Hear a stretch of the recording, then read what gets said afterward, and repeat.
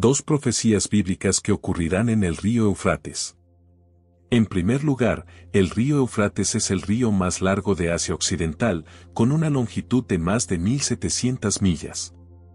Es uno de los ríos más históricamente significativos de la región, desempeñando un papel vital en el desarrollo de la civilización en Mesopotamia, a menudo llamada la cuna de la civilización.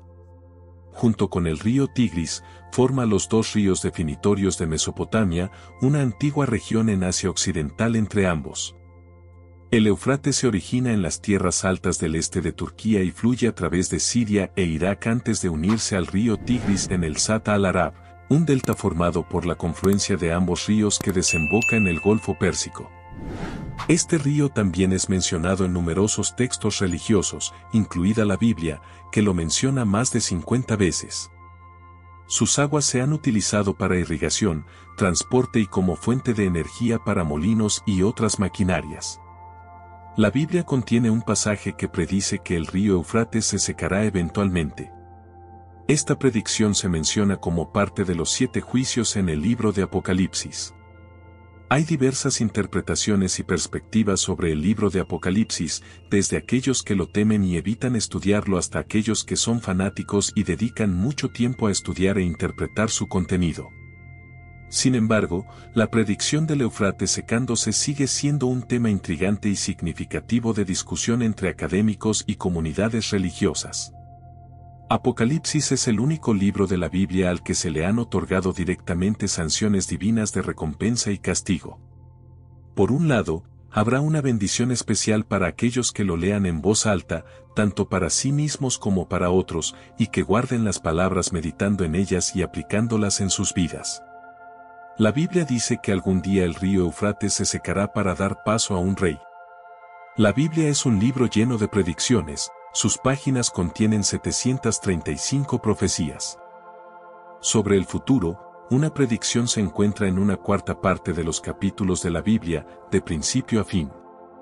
Básicamente, es un texto profético, aunque algunos libros se centran más en predicciones que otros. De las 735 predicciones totales según las Escrituras, 596 de ellas se han cumplido y hecho realidad. Esto indica un alto nivel de precisión y confiabilidad en las predicciones hechas a través de las Escrituras. Es destacable que estas predicciones se han cumplido exactamente como se predijeron, validando aún más su autenticidad y credibilidad.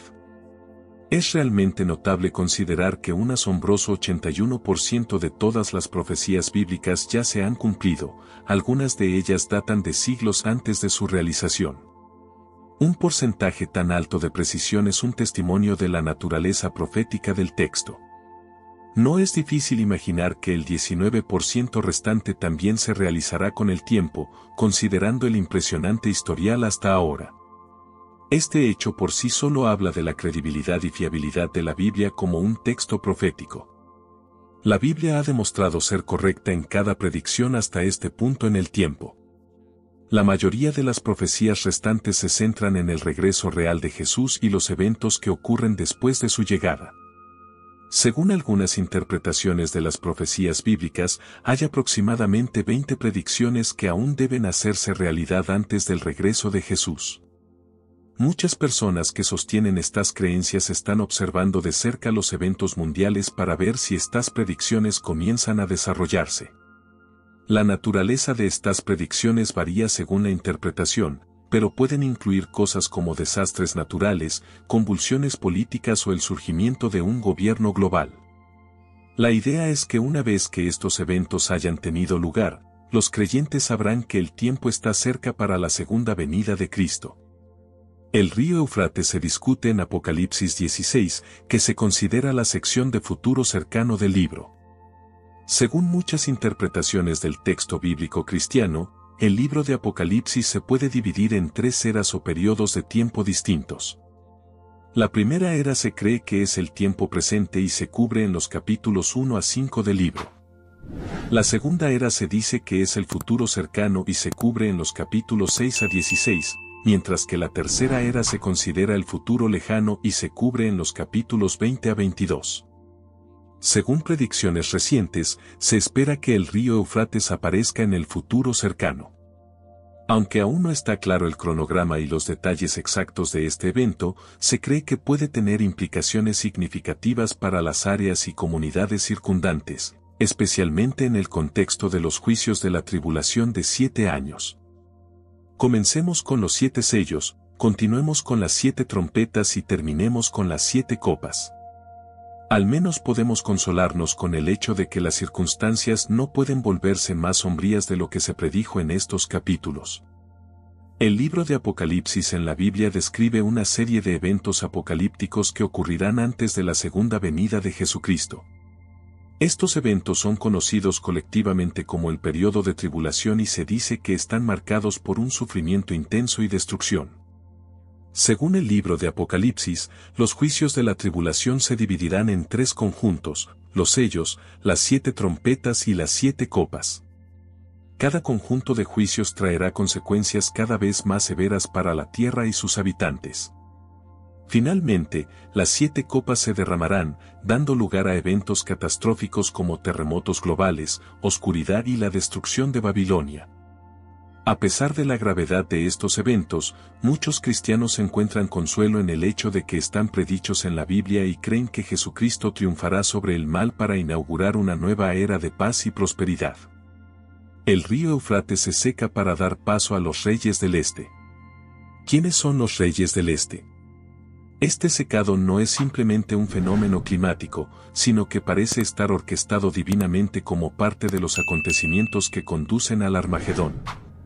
La identidad de los reyes del este en Apocalipsis 16:12 ha sido objeto de mucha especulación e interpretación a lo largo de la historia cristiana. El libro de Apocalipsis utiliza con frecuencia un lenguaje simbólico y sus profecías pueden ser difíciles de entender, lo que deja espacio para diversas interpretaciones. La expresión los reyes del este se ha analizado desde diversas perspectivas, incluyendo el juicio Bolt VI, la penúltima sentencia de la tribulación es el secado del río Éufrates, Apocalipsis 16:12. Según esta interpretación, enormes ejércitos del este, incluidos los de China, India y Japón, podrían avanzar hacia el oeste con relativa facilidad una vez que el río Éufrates se hubiera secado y convertido en un camino. Enfrentamiento con el Anticristo. Algunas personas especulan que estos ejércitos del este se mueven hacia el oeste en respuesta a una figura global conocida como el Anticristo, que se encuentra en Europa. Se cree que, finalmente, se enfrentarán en combate con Dios. Finalmente, los reyes de la tierra se reunieron en el lugar que en hebreo se llama Armagedón. Aquí lo tenemos, el secado del Éufrates está conectado a que se avecina una gran guerra. Naciones al este del Éufrates se despiertan como importantes jugadores globales. La inmensa extensión de la Tierra y su población hace necesario que cualquier desarrollo futuro que abarque todo el mundo considere a Asia. En el siglo XX, las naciones del este han experimentado cambios significativos, liberándose de la dominación política de la civilización occidental. La mayoría de estos desarrollos han ocurrido en los últimos 25 años y continúan progresando rápidamente. Aunque no haya referencias bíblicas sobre el papel del este en eventos del fin de los tiempos, sería razonable anticipar su participación en el escenario mundial. Las grandes naciones del este asiático no han desempeñado un papel importante en términos de geografía e intereses. No hay registros de guerras pasadas entre Israel y las naciones más allá del Éufrates. En la profecía de Daniel sobre el tiempo del fin, que comienza en Daniel 11:35, se retrata a un rey que se involucra en conflictos militares con otras 3 fuerzas, el rey del sur, el rey del norte y una fuerza militar del este, Daniel 11:32-39. A medida que se desarrolla la profecía, se destaca la lucha entre aquellos que actúan malvadamente hacia el pacto y aquellos que conocen a su Dios, siendo estos últimos fuertes y tomando medidas. Aunque algunos caerán por la espada, el fuego, la cautividad y el saqueo, recibirán ayuda. Aquellos con discernimiento caerán para ser refinados, purgados y limpiados hasta el tiempo señalado. En el periodo justo antes de la segunda venida de Cristo, en la última parte de la gran tribulación, grandes partes del mundo se rebelarán contra el Anticristo. Se vislumbra un conflicto global y las naciones del Este, que han despertado como actores principales, podrían desempeñar un papel clave en estos eventos apocalípticos. Esto explica el conflicto militar con ejércitos avanzando contra él desde el sur, el norte y desde el este. En la profecía, se afirma en Daniel 11:44, pero noticias del oriente y del norte lo atemorizarán, y saldrá con gran furia para destruir y aniquilar a muchos. Sin embargo, el conflicto no se resuelve por completo, ya que, en el momento de la segunda venida de Cristo, se desarrolla una gran guerra en la que los ejércitos se despliegan sobre gran parte de la Tierra Santa, con el Valle de Armagedón como su punto focal. La declaración en Daniel, sin embargo, introduce un tema sobre el cual hay revelación adicional dada en el Nuevo Testamento que respalda la idea de que el Oriente tendrá un papel en el gran conflicto mundial de los últimos tiempos, los reyes del Oriente. Apocalipsis capítulo 16-14 revela que este movimiento es parte de una reunión mundial de los reyes de la tierra y de todo el mundo para participar en la batalla de ese gran día del Dios Todopoderoso. El punto focal de la reunión se menciona como Armagedón en Apocalipsis 16:16. Muchas interpretaciones han surgido sobre el significado de la frase los reyes del Oriente. Estas interpretaciones se dividen en dos clases, las que toman esta frase literalmente y las que encuentran en ella un significado no literal. Si se sigue la interpretación no literal, no hay límite para la posible interpretación. Se ha conectado a los reyes del Oriente con casi todos los personajes importantes del mundo. La desconcertante variedad de opiniones contradictorias es su propia reputación. También se han dado otras explicaciones, como relacionarla con China o Constantino el Grande, o con Gog y Magog, o Turquía, y otras interpretaciones demasiado numerosas para mencionar. La explicación última es, por lo tanto, relativamente simple. Por un acto de Dios, el río Éufrates se seca, facilitando el descenso del tremendo ejército sobre la tierra para participar en el conflicto mundial final. Los 7 juicios de las copas son los juicios finales del periodo de tribulación, serán los juicios más severos que el mundo haya visto jamás.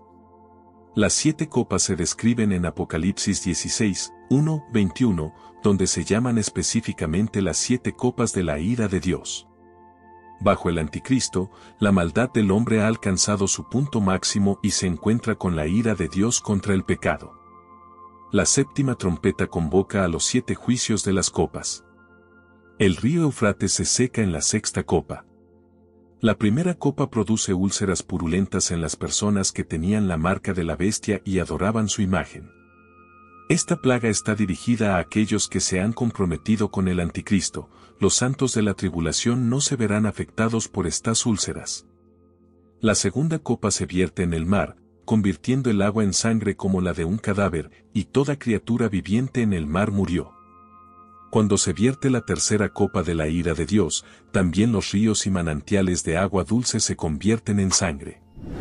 Durante la cuarta copa, el cuarto ángel derrama su copa sobre el sol, y se le permite quemar a las personas con fuego. El intenso calor los abraza. La quinta de las 7 copas hace que el reino de la bestia sea sumido en una oscuridad extraordinaria. El dolor y el sufrimiento de los malvados se intensifican. El sexto ángel vierte su copa de juicio sobre el río Éufrates. Con todas estas interpretaciones, la Biblia sugiere que el secado del río Éufrates es causado por un ángel que derrama una copa de la ira de Dios, Apocalipsis 16:12. Indica que el secado no es el resultado de razones naturales como el clima o la intervención humana, sino más bien un evento divinamente diseñado con un propósito claro, preparar el camino para los reyes del Oriente, estableciendo así el escenario para la profetizada batalla. Esta gran batalla ocurre en un lugar llamado Armagedón o Har Megiddo. La ubicación exacta de Armagedón es incierta porque no hay una montaña llamada Megiddo. Sin embargo, dado que la palabra Har también puede significar colina, el lugar más probable es el área montañosa que rodea la llanura de Megiddo, aproximadamente a 60 millas al norte de Jerusalén.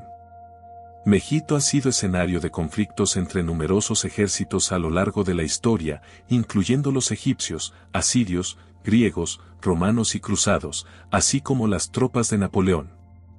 Jesucristo regresará a la tierra con los ejércitos del cielo, sus pies estarán en el monte de los olivos. Él vencerá a las fuerzas del mal, arrojará al anticristo y al falso profeta al lago de fuego. Apocalipsis 19:20, atará a Satanás y establecerá su reino en la tierra por un periodo de 1000 años. En Armagedón, el Señor Jesucristo pisoteará el lagar de la ira de la furia de Dios Todopoderoso, Apocalipsis 16:19, y todas las cosas serán corregidas. ¿Por qué es importante todo esto? Porque la Biblia nos dice que estos eventos son como piezas de un rompecabezas que encajan en una imagen más grande. Estas cosas sucederán como parte del gran plan de Dios, y nos recuerda que Dios tiene el control de todo, incluso de ríos largos y del futuro. Número 2. Los 4 ángeles en el río Eufrates. Este evento describe un suceso significativo en la Biblia, que se encuentra en el libro de Apocalipsis. Un mensaje especial se encuentra en Apocalipsis 9, 14-15, que nos habla de 4 ángeles malvados atados en el río Eufrates.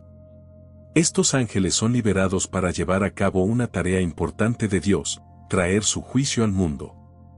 Este evento tiene lugar durante la tribulación, en el río Eufrates, un río mencionado de manera significativa en la Biblia y visto como un símbolo de vida y límites. La visión comienza con el sonido de la sexta trompeta, que es una señal de que eventos significativos se están desarrollando. Está escrito: entonces el sexto ángel tocó la trompeta, y oí una voz de entre los 4 cuernos del altar de oro que estaba delante de Dios, Apocalipsis 9:13. Considera las palabras de Apocalipsis 9, 14-15, diciendo al sexto ángel que tenía la trompeta: desata a los 4 ángeles que están atados junto al gran río Eufrates. Y fueron desatados los 4 ángeles que habían sido preparados para la hora, el día, el mes y el año, a fin de matar a la tercera parte de los hombres. Esta declaración sugiere que un grupo de ángeles es liberado con el propósito de causar una destrucción extensa. Se les ha concedido permiso para destruir a 1/3 de la humanidad. No está claro si estos 4 ángeles mencionados aquí tienen alguna conexión con los 4 ángeles mencionados en Apocalipsis 7:1. Mientras podrían ser los mismos ángeles, también es posible que no lo sean. Independientemente, estos ángeles están preparados para el momento específico en que se desatará este juicio. Leemos: fueron desatados, asumiendo que se trata de ángeles malos, aunque esto podría no ser el caso. Es probable que sean ángeles malvados, pero, a pesar de todo, son instrumentos del propósito divino. Los langostas demoníacas que se detallaron anteriormente en Apocalipsis solo eran capaces de causar estragos en los seres humanos. Sin embargo, estos 4 ángeles tienen el poder de llevar a cabo una masacre a una escala sin precedentes. Estos ángeles solo se despiertan cuando Dios lo considera apropiado. Es el momento de hacerlo, y su área de acción se limita a una porción específica de la humanidad. Ejecutan la voluntad de Dios en el momento designado. El río Eufrates fue un destacado elemento geográfico en la antigua Babilonia y marcó el límite del antiguo Imperio Romano. Además, el Eufrates está vinculado al primer pecado, Génesis 2, 10-14, al primer asesinato, Génesis 4, 1-16, a la primera rebelión organizada contra Dios, Génesis 11, 1-9, a la primera confederación en guerra, Génesis 14:1, y a la primera descripción de la tiranía. Descripción del ejército liderado por estos ángeles, Apocalipsis 9, 16-19. El número de los ejércitos de los jinetes era de 200 millones, oí el número de ellos. Así es como los vi en mi visión: los caballos y aquellos que estaban sentados en ellos tenían corazas del color del fuego, zafiro y azufre. Las cabezas de los caballos eran como cabezas de leones, y de sus bocas salía fuego, humo y azufre. Una tercera parte de la humanidad fue asesinada por estas 3 plagas, el fuego, el humo y el azufre que salían de sus bocas. Porque el poder de los caballos estaba en sus bocas y en sus colas, ya que sus colas eran como serpientes y tenían cabezas, y con ellas hacían daño. Leemos que el número del ejército de los jinetes era de 200 millones, ¿es este número figurativo o literal? Es posible que el número no deba tomarse literalmente, sino que simplemente sugiere un ejército imposible de contar y mayor que cualquier cosa que la humanidad haya visto.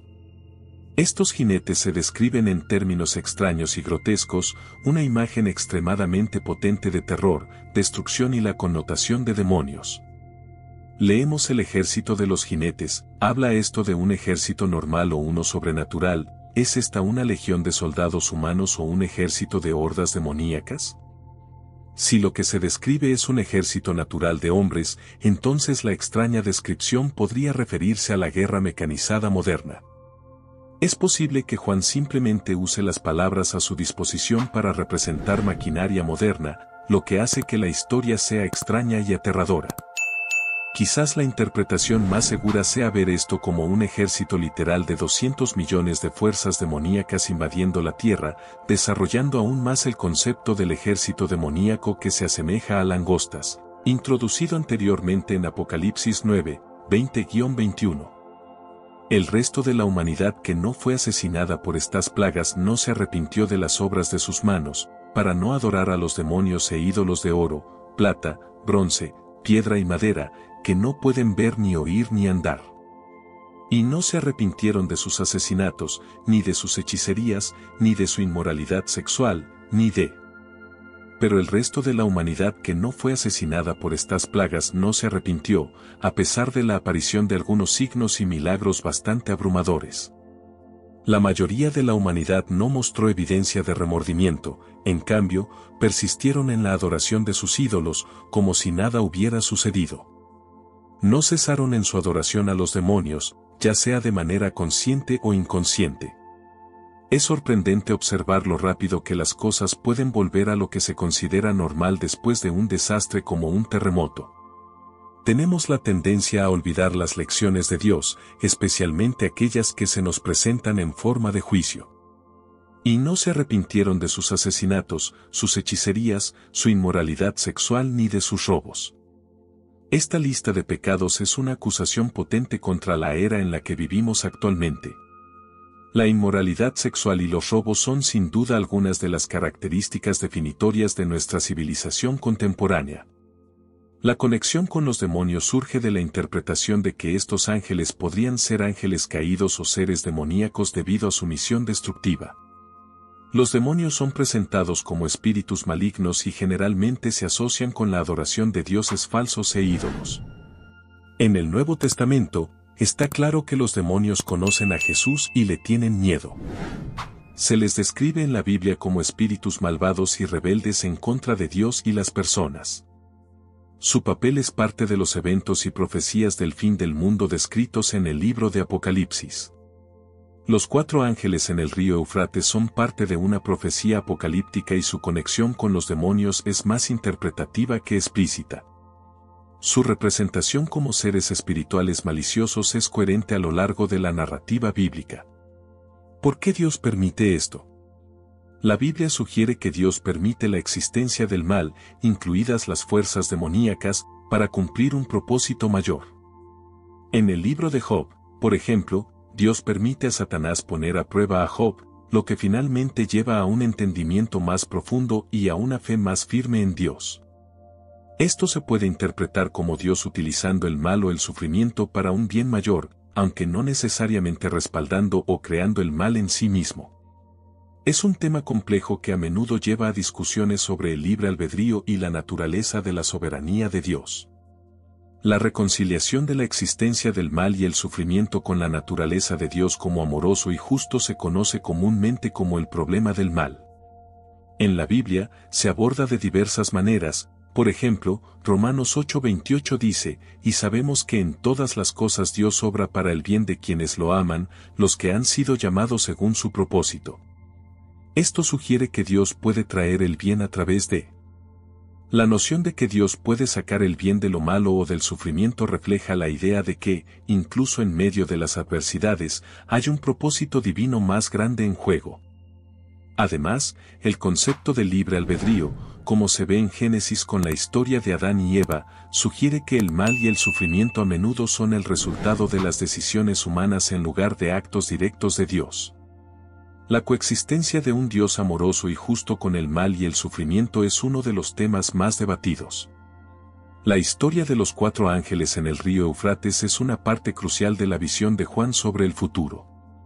Estos ángeles fueron especialmente elegidos y estaban listos para un momento específico para llevar a cabo una tarea importante. Esta parte de la historia es intensa y nos hace sentir un poco incómodos, mostrando cuán fuertes y severas pueden ser las decisiones de Dios. Puntos clave a considerar incluyen el significado simbólico del río Eufrates, tradicionalmente visto como un límite entre naciones y a menudo asociado con conflictos y guerras. La liberación de los ángeles marca un tiempo de grandes cambios y caos, un tema común en el libro de Apocalipsis. Reflexionando sobre este pasaje, nos enfrentamos al misterio y la profundidad del plan de Dios tal como se revela en las Escrituras. La visión de los 4 ángeles nos recuerda la omnipotencia y soberanía de Dios, que tiene el control incluso sobre las fuerzas más poderosas del universo. Esta narrativa nos insta a reflexionar sobre los temas más amplios del juicio divino, la redención y el triunfo final del bien sobre el mal.